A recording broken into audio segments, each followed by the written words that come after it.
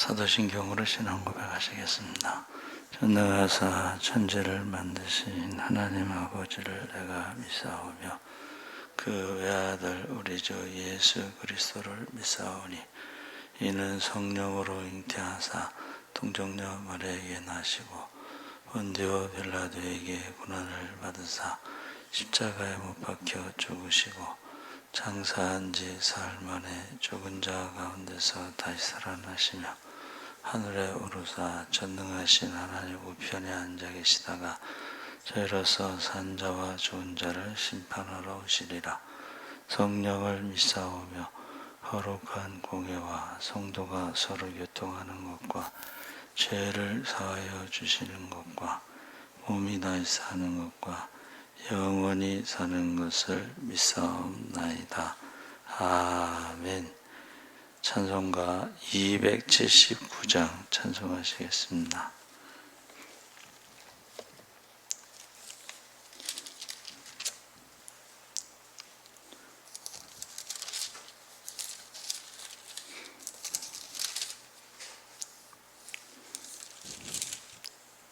찬송가 279장 찬송하시겠습니다. 인내하신 구세주여 내가 비오니 죄인오라 하실 때에 날 부르소서. 주여 주여 내가 비오니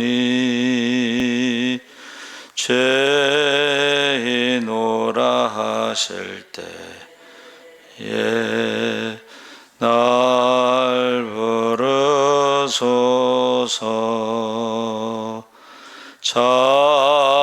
자비하신 보좌 앞에 굴 엎드려 자복하고 회개하니 믿음 주소서. 주여 주여 내가 비오니 죄인오라 하실 때에 날 부르소서. 주의 공로 의지하여 죽나오니 상한 마음을 고치시고 구원하소서. 주여 주여 내가 비오니 죄인오라 하실 때에 날 부르소서. 만복 근원 우리 주여 위로하소서. 우리 주와 같으시니 어디 있을까. 주여 주여 내가 비오니 죄인오라 하실 때에 날 부르소서.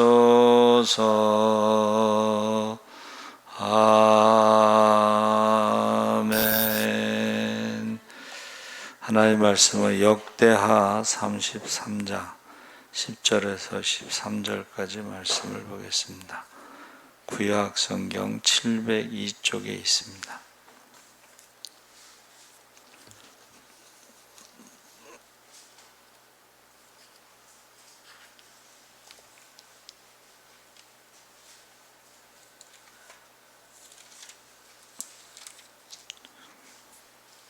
(33장) 10절에서 13절까지 말씀을 교독을 하겠습니다. 여호와께서 므낫세와 그의 백성 위에 이르셨으나 그들이 듣지 아니하므로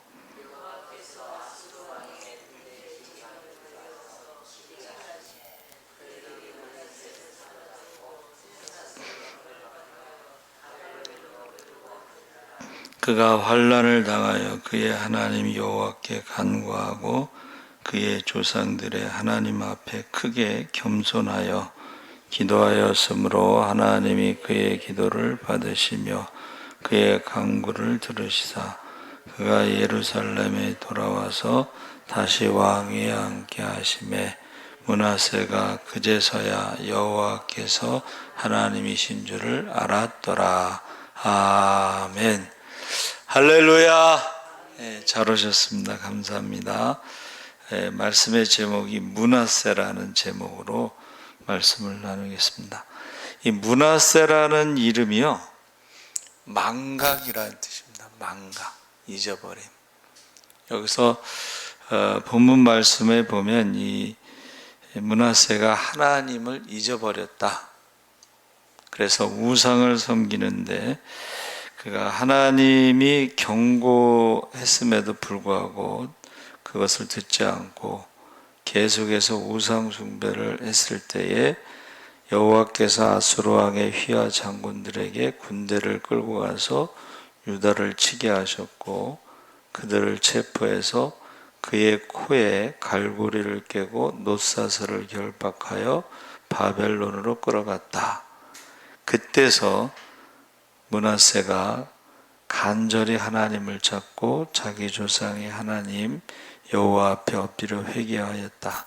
그가 용서를 빌며 기도하자 여호와께서 그 간구를 들으시고 그를 다시 예루살렘으로 돌려보내어 계속 다스리게 하셨다.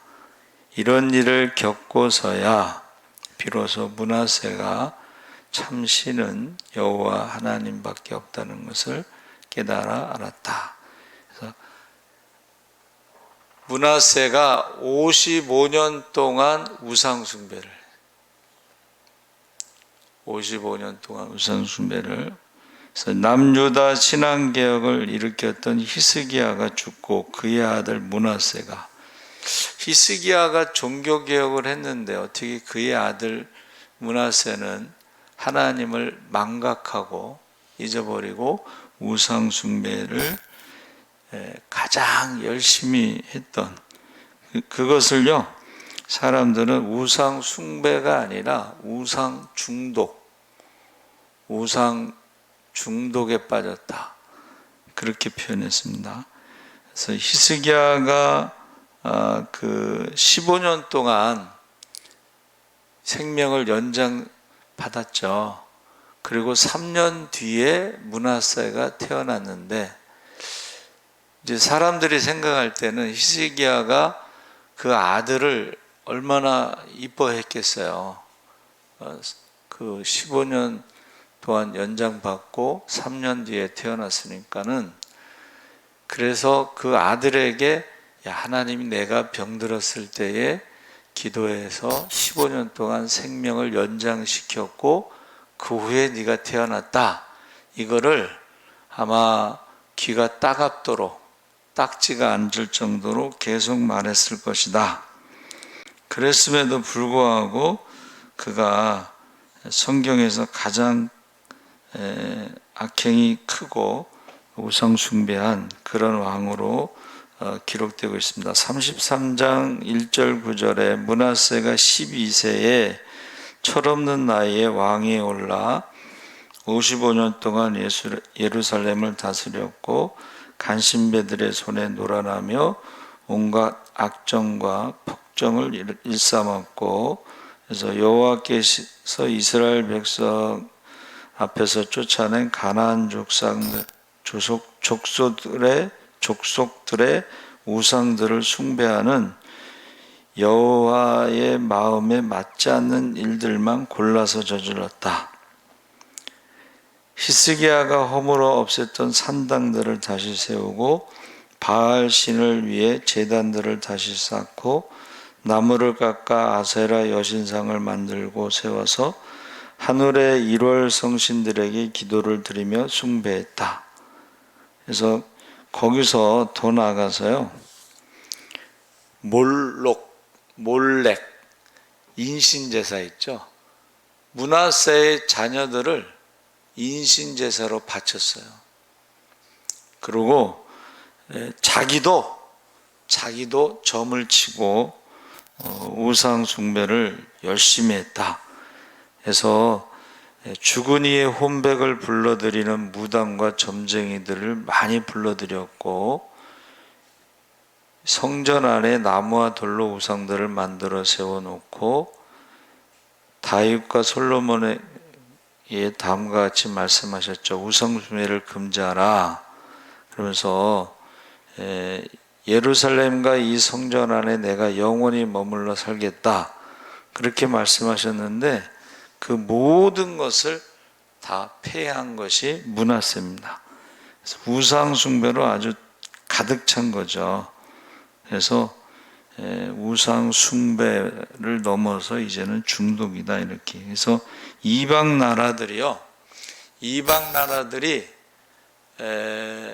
그 므낫세의 우상 숭배를 보고 혀를 내둘렀다, 뭐 그런 식으로 표현을 했어요. 그래서 우상 숭배한 나라들이 결국은 어떻게 돼요? 끝이 안 좋았죠. 그래서 그 후에 하나님이 이제 그 포로로 잡혀가게 했을 때, 그때서야 이제 하나님 앞에 회개하고 기도를 하는데, 여기서 이제 참 우리가 생각할 것이 뭐냐면, 그렇게 우상 숭배를 했던 므낫세의 기도를 하나님이 들으시고 응답하셔서 그 포로에서 돌아와서 다시 왕으로 그가 일할 수 있게 하셨다는 거예요. 그래서 다시 돌아와서 왕으로 살아간 것이 6년 정도인데, 그 6년 동안은 정말로 히스기야 왕처럼 모든 우상을 정리하고 하나님을 열심히 섬겼다는 것입니다. 그래서 하나님이 우리 솔로몬의 그 봉헌 기도에 보면 어떤 죄를 짓더라도 하나님이 전에 와서 회개하면 용서해 주시고 다시 회복시켜 달라는 그 솔로몬의 기도대로 우리가 55년 아니라 500년을 죄를 지었더라도 하나님 앞에 돌아와서 회개하고 용서받으면 다시 회복시켜 주시는 그런 놀라운 일들이 있다는 것입니다. 그래서 가만히 제가 묵상해 보니까는 이스라엘이 예수님을 십자가에 죽을 때 그 핏값을 우리와 우리 자손에게 후손에게 돌려서서 그랬잖아요. 예수님을 죽인 핏값을 어떻게 계산하겠어요? 그렇죠? 그런데 분명히 회개하고 돌아올 때 세계 곳곳 천지사방 하늘 끝에 있을지라도 바다 끝에 있을지라도 땅 끝에 있을지라도 하나님께서 뭐라고 말씀하셨냐면 쉽게 돌아오게 한다. 전 세계에 흩어져 있는 하나님의 백성들이 돌아오게 하는 것은 하나님 입장에서는 어려운 일이 아니고 쉬운 일이다, 이렇게 말씀하셨거든. 물론 그 핏값을 2000년 동안 갚은 거죠. 근데 예수님의 피값뿐만이 아니라 성경에 나와 있는 선지자들의 피값, 무고한 자의 피값을 다 이 세대가 담당하리라 이렇게 말씀하셨잖아요. 그러니까는 아벨의 피값에서부터 시작해서 역대하 마지막 스가랴의 피값까지, 또 세례 요한의 피값에서 예수님의 피값까지, 그리고 그 후에 많은 순교자들이 있습니다. 그래서 교회는 순교자의 피 위에 세워졌다 이렇게 말했는데, 이 므낫세가 그 고통을 당하기 전에 우상을 섬겼던 이 일들을 생각하면 어떻게 이렇게 그 기도를 들어주셨을까 하고 놀라울 정도로, 그리고 그 후에 그가 하나님을 알게 되었다 이렇게 표현한 것처럼 그 후의 삶은 전혀 다른, 하나님만 섬기는, 하나님만 1번이 되는 우선순위에서, 그래서 제가 이렇게 우선순위가 1번이 바로 신앙이다, 믿음이다, 예배가 1번이 그것이 믿음이다 그랬을 때, 오늘날 많은 사람들이 우선순위 1번이 하나님이 아닌 경우가 많은데, 그것이 바로 우상 숭배죠. 여러분의 우선순위 1번은 뭡니까? 젊은 사람들은 핸드폰이죠. 아르바이트, 돈 버는 거. 그래갖고 청년들이요, 고등학교 때까지 신앙생활 하다가 졸업하고 나서는 교회를 안 나와요. 그래서 왜 안 나오냐 그랬더니 아르바이트 때문에. 그래서 내가 아르바이트 하지 말고 내 돈을 주겠다 그랬는데 아르바이트 하면 돈을 많이 버나 보더라고요. 그래서 우선순위가 핸드폰이 되고 우선순위가 아르바이트, 돈 버는 게 돼버렸습니다. 근데 이 므낫세는요 완전히 달라졌어요. 이것을 주기도문에 대입해서 표현하면, 우리의 죄를 용서하소서, 우리를 유혹에 빠지지 않게 하시고 악에서 구하소서, 나라와 권세와 영광이 영원토록 아버지께 있나이다. 이 말씀대로 므낫세의 기도가 다 응답되었다 하는 것입니다. 그래서 다시 왕위를 되찾았을 뿐만이 아니라 모든 우상을 정리했습니다. 그래서 역사를 통해서 우리가 배워야 한다. 여러분, 하나님에 대해서 이스라엘의 역사를 통해서 하나님이 어떤 분이신가? 하나님은 회개하면 용서하시고 회복시켜 주시는 하나님으로 역사를 통해서 우리가 배울 수가 있습니다. 그래서 므낫세 한 사람을 통해서 하나님을 알기 전과 알고 나서의 후가 전혀 다르다는 것을 알 수가 있고, 다니엘서 4장 33절 37절에 보면 느부갓네살 왕이, 그가 아주 교만했죠. 전 세계가 자기의 것으로 생각했는데, 자기가 전 세계를 정복했다고 생각했는데, 그가 병이 걸려서 쫓겨나서 소처럼 들에서 이제 생활했죠. 그 라이칸트라피라고 그래서 수화병, 동물이라고 생각하고 동물 짓을 하는 거야. 동물처럼 살아가는 거야. 근데 그가 이제 다니엘의 예언처럼 다시 이제 회복되고 나서, 그래서 나 느부갓네살은 이제 하늘에 계신 왕께 찬양을 드리고 영광을 돌리노라. 그분을 드높이 기리노라. 그분께서 하시는 일은 다 올바르시다. 그분은 젠체하며 거만하게 목을 고추 세우며 살아가는 자들도 내리 꺾으실 수 있는 분이다. 그가 병에 걸리기 전에는 자기가 최고로 생각했어요.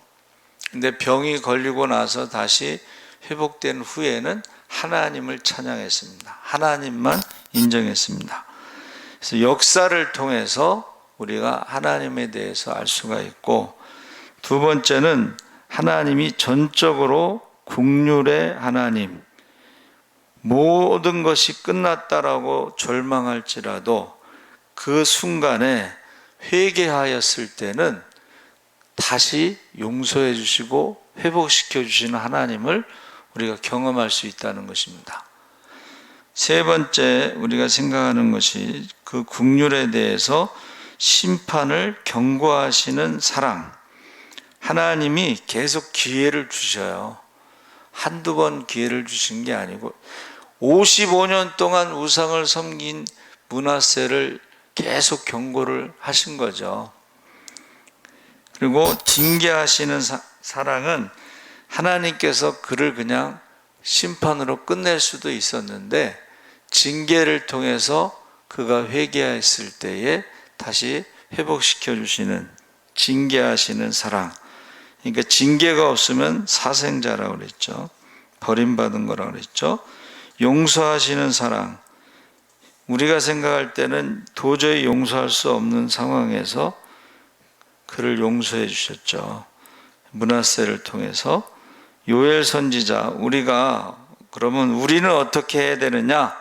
요엘 선지자가 2장 13절 14절에 너희는 옷을 찢지 말고 너희의 심장을 찢으며 회개하라. 너희는 너희 하나님 주께로 돌아오라. 그분은 친절하시고 인자하시기 때문이다. 그분은 쉽게 화를 내지 않으시고 성급하게 너희를 처벌하지도 않으시고 지극히 너그럽고 긍휼이 많은 분이시다. 혹시 아직도 주께서 마음과 뜻을 돌이켜 너희들을 남겨두시고 당신의 무서운 저주 대신에 너희에게 복을 주시려고 결심하실지 누가 알 수 있겠느냐? 너희가 전과 같이 곡식과 포도주로 주께 제물을 바칠 수 있도록 그분이 어쩌면 너희에게 풍성한 복을 주실지도 모른다. 그러니까 지금 여러분, 우리가 생각한 대로 판단하고 딱 결정하지 말고 혹시 지금이라도 회개하면 하나님이 약속하신 대로 다 잊어버리시고, 하나님은 우리가 회개하면 그 전에 행했던 모든 것을 다 잊어버리신다 그래요. 사람들은 안 잊어버리고 기억하지만 하나님은 잊어버리시고, 언제 그랬냐는 듯이, 그것이 누가복음 15장에 나오는 탕자가 돌아왔을 때에 그가 뭐라 그랬어요? 아버지는 이렇게 얘기했어요. 죽었던 아들이 살아서 돌아왔다. 잔치를 해야 되겠다.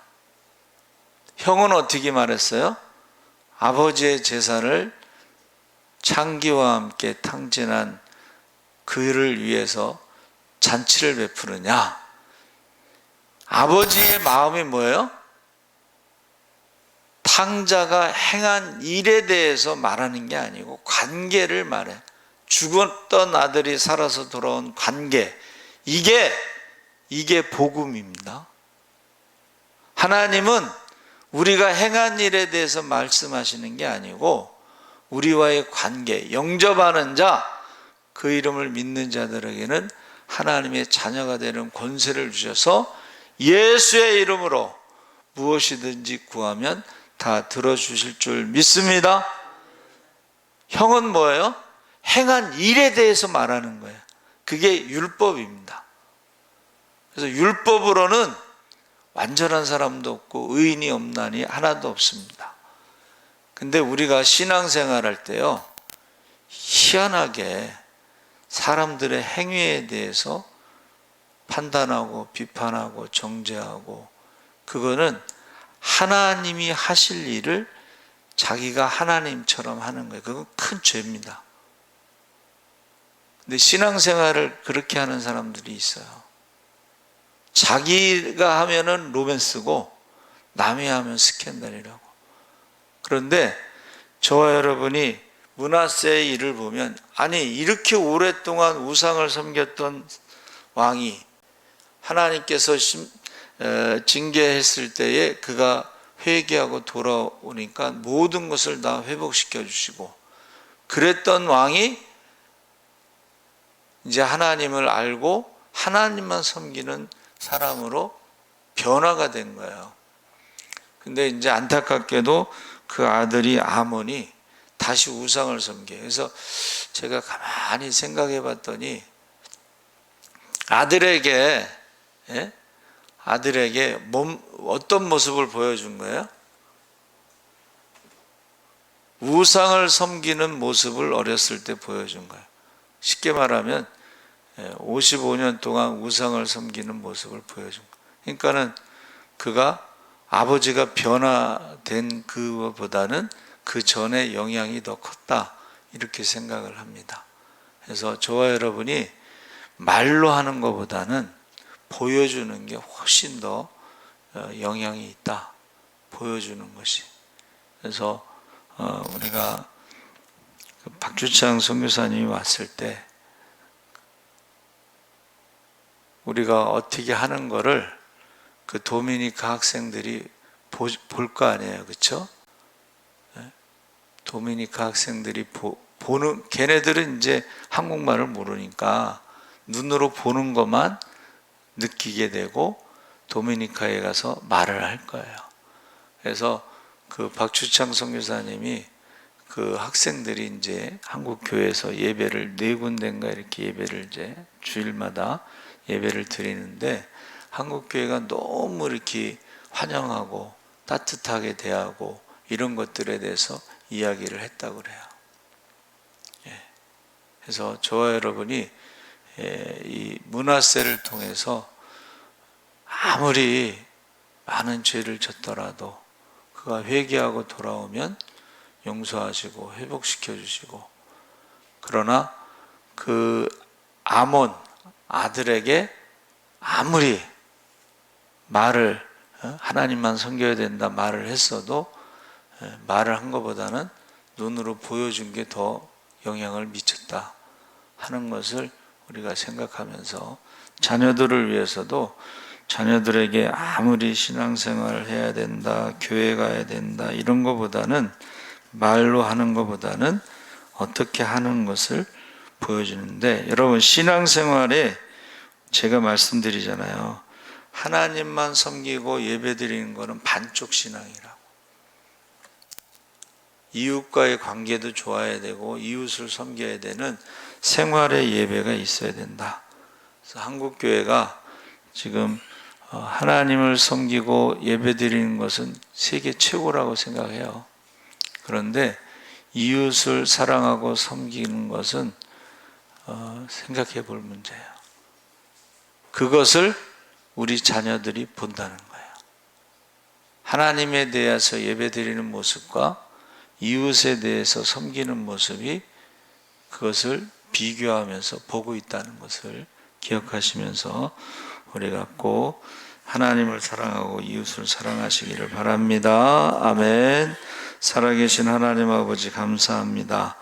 므낫세의 인생이, 그가 어린 나이에 12살의 왕이 돼서 이제 우상 섬기는데 우상을 중독돼서 자녀까지도 우상에게 바치고 본인도 우상처럼 미신을 열심히 하고 스스로도 점치면서 그렇게 살았습니다.